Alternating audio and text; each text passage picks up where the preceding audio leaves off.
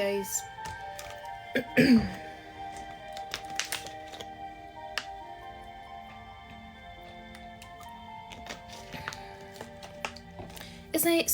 Okay. I when Donovan and I went to Nebraska to visit my parents last month, we actually listened to the podcast of the Darling Don't Worry, It's Okay Darling movie. You know what I'm talking about, right?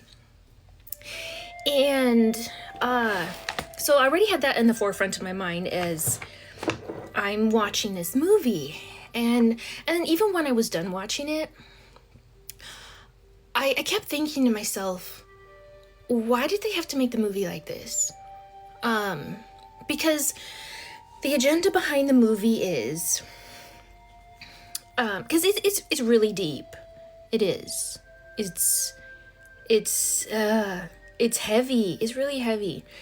And the spin on it with like the corrupt government and like two different worlds that she's living in, the VR world and the real world, and going back and forth.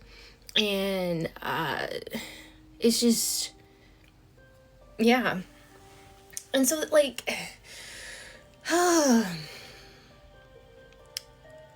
sorry, I'm trying to like, because it's complicated.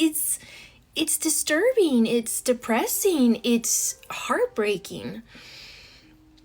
So in the beginning, the lady, I don't even remember all these names in there, but she seemed like she was kind of happy. She was being a homemaker like all the other women were, back in the 1950s.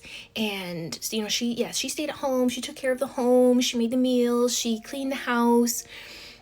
She, looked fabulous for her husband, and her husband would go out to his job and come home every day, and there's, some scenes in there. It's like, oh, well, at least they're married.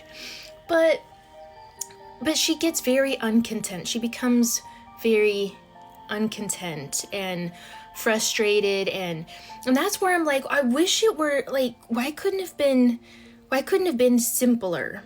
Like, why did they have to add all these extra things to it, Because she ends up